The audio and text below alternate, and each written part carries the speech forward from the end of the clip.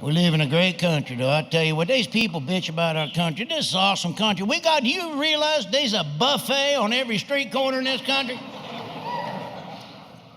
Other people starving. You ever see that starving kid commercial? For 8 cents a day, you can feed a starving child. 8 cents a day? Dadgum, you can't keep a gerbil alive for 8 cents a day.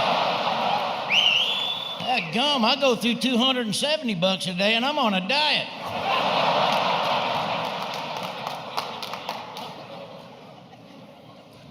Reading an article in the paper the other day. Fella jumped off some mountain with one of them kites, Batman kites, and it didn't work, and he slammed into something that killed him. And it said, diver dies because of freak accident. That ain't a freak accident. You jumped off a building with a kite on your back.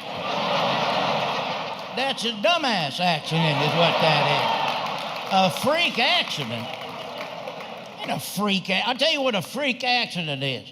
You're down there at the local, Stop and Shop down there and getting gas, and unbeknownst to you, there's two clowns in a knife fight, and one of them falls and stabs you in the face. That's a freak accident right there, all right?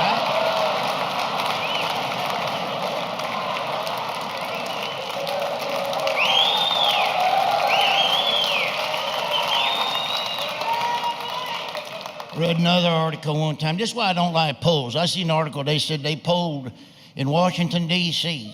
They polled 2,500 women. Said, now that Bill Clinton's way older, would you sleep with Bill Clinton? Unbelievable. 94% said not again.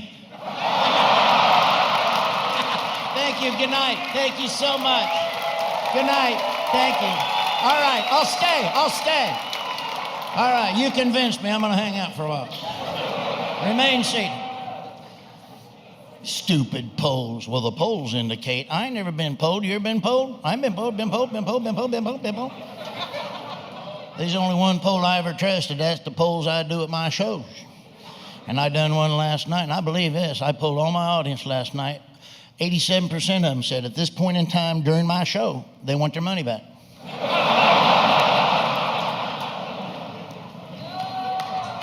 I've been, use one of the 13%.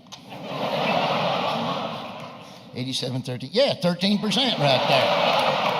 Yeah, right? I know my dadgum math. I work a lot of fairs. I love working fairs. It's awesome because I grew up in fairs and I love fairs. What has happened to the clientele at the fairs lately, though? Holy smokes, I was up there the other day, there's a dude walking like he's bleeding from the nose, walking like he got a daggum fart stuck sideways, heading down that thing down there. Looked like a Greyhound bus overturned. He came walking in trying to get help or something. I mean, it's unbelievable at these fairs.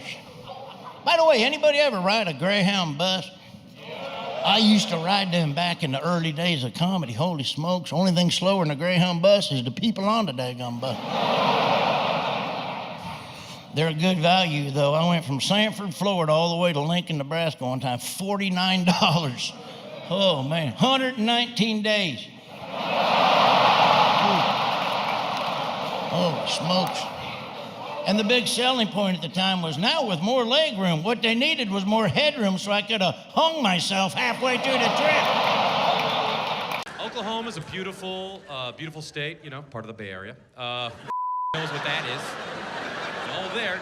Beautiful, but they have a horrible problem, and that problem is tornadoes. They are deadly and horrible, but the best thing about tornadoes is tornado news coverage, because for those weathermen and women, it is their Oscars, Grammys, and Emmys all wrapped into one breaking news report. It is showtime, and they will interrupt anything to give you the information. They'll be like, sorry to interrupt the finale of This Is Us, but we've got a situation over here in Jones County now. On this Doppler map now, if you look, this big orange blob, now if I've ejaculated, so Bob, take over. Bob runs in, straws up his butt, and Bob is like, now if that turns red, that means we have a Whistler. And they're so excited, and then there's always someone in the field. They got a reporter in the field. They're like, Jennifer, how is it out there? And she's like, I'm in the middle of a tornado. There's flying everywhere. It's dangerous. And then they always say, through these reports, they're like, stay safe. They're like, stay safe, stay safe, stay safe. And as if some dad was like, kids, grab your bikes. Let's go see a tornado. Come on. Right? And then they always say, keep your pets indoors. Keep your pets indoors. Keep your pets indoors. Again, as if some dude was like, I wonder what a turtle could do to that thing.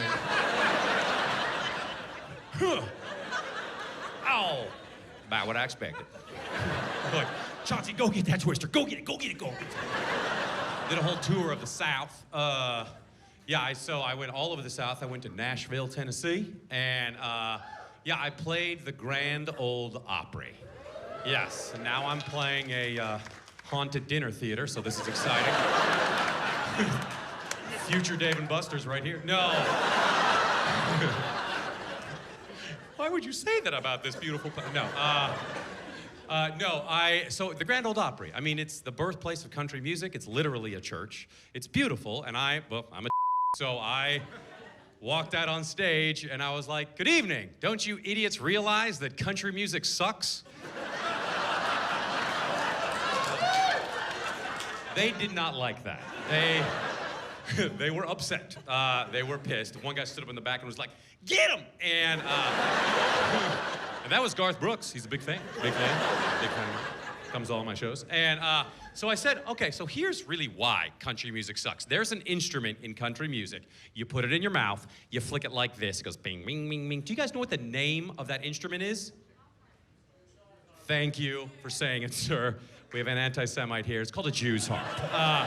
He's like, well, space. No, it's called a Jew's harp. And I was like, you guys need to change the name of that instrument. And Garth's like, why? That's what they sound like, Joel. And I'm like, shut up, Garth, you're not helping. So, so then I have to double down in these situations. So I went, hey, Tennessee, you guys used to be a slave state, huh? And that's when those weirdos started cheering. I know, this is not funny. This is a report. We need to go tell news outlets about this thing that happened. And so now they're cheering, and I'm this white, and I realized, well, I started a rally.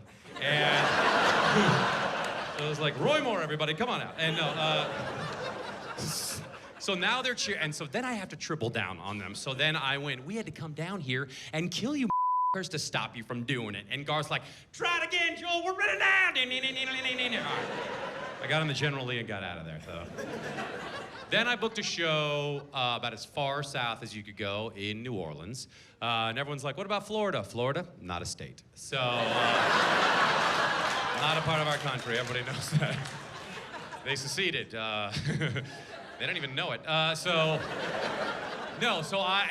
played the French Quarter in New Orleans, and beautiful French Quarter. I walked out on stage, and I was just like, good evening, Paris. Right? Because only in America would we take a perfectly preserved French neighborhood from 250 years ago, and what do we do with it? Yeah, titties and beads. Yeah, here's my titties, give me my beads. Yeah. That's Mardi Gras. That's exactly how Jesus wanted Lent to start, right? It's good to be back here in the West. I live in New York now. I came back here for this and to visit my family often. There's different challenges being here than in the city. Like, for instance, recently while I was here, I hit a deer with my car. Yeah, but it's not what you guys think, okay? I did it completely on purpose. Now, how that happened was, I was driving, minding my own business, and I'm going down the street, and I looked over, and I saw a dog and a deer in a parking lot together, okay? And I was like, oh, they're friends, like in Disney. But I was wrong. They were not friends, they were enemies, and they were fighting pretty hard, okay? All right, and I didn't even know, the deer was hooving the dog. I didn't even know they did that, all right? And the dog hated it, so the dog goes running away from the deer to escape. And the dog comes running across the street, I'm driving down, and the deer comes chasing after the dog, and I had a decision to make. Yeah.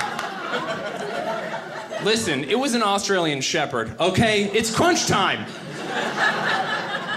I hit that deer so hard with my car. I swerved and everything. Listen, I hit that deer like my stepdad was riding it. Do you understand? Yeah.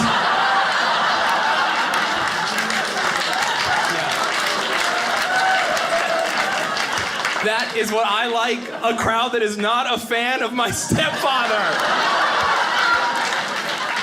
Nobody likes you, Joe. I shouldn't use his real name, but whatever. So, by the way, I should not say this, but you guys seem cool, so I'm gonna say it anyway. Feels so good to hit something that big with your car. It was awesome. Yes. Listen, I didn't want to have to do it, but if I'm gonna do it, it might as well be cool. Dude, I don't know. It felt cool to hit something that big. I get what old people are up to in farmers markets. I get it. I'm like, I understand. Now when I'm on the couch and I'm watching the news and they're like, an elderly gentleman ran over 6 people and slammed his car into Best Buy today. I'm just sitting there like, live your best life, Grandpa. Get in there. Yeah. You didn't fight in World War II not to hit someone with your car. Get it. So, listen, I feel some of you in the audience being worried about the deer, and that's fair. But don't be, okay? The deer is fine. I drive a 2001 Saturn. The deer is fine, okay? Yeah. It seems like you guys might know a thing or two about cars. That is not a good car. Yeah. My car is so bad that when I bought it, I parked it on the street, and that night, I assume some kids spray painted the word wow on the side of it. And I did not care, okay? Yeah. So, I'm in my 2001 Saturn, the dog runs past, the deer is coming, I slam on the gas, I gave it everything I had. All that happened, okay, was the deer rolled up onto the side of my, hood on his side, rolled back onto his hooves, and then just looked at me like, what was that about, man? And I'm just in my car, awkward, like, I'm trying to kill you!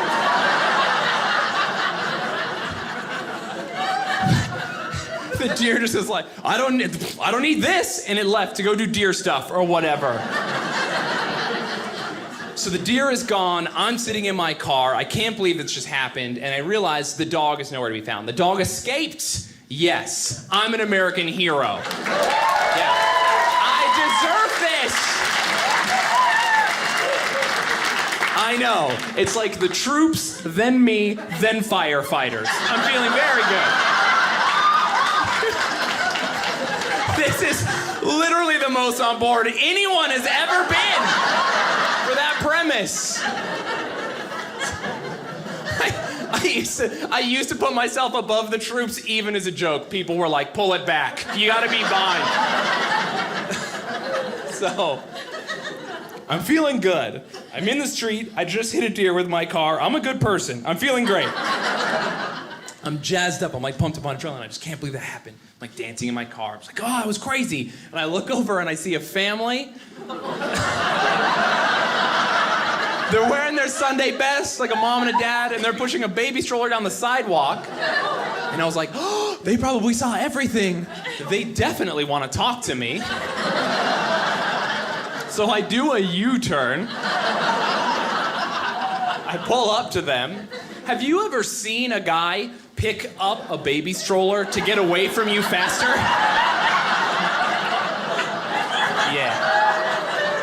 Yeah. I'm just in my car like, what is this guy's problem? And then I realized, oh no, they have no context for what just happened. They probably didn't even see the dog. They just see some guy in the middle of the city with his face covered in tattoos, driving the world's worst car.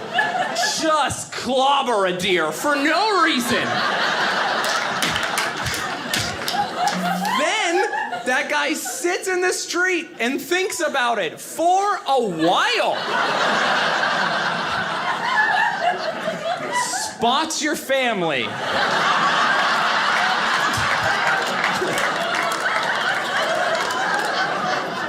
Does a U-turn,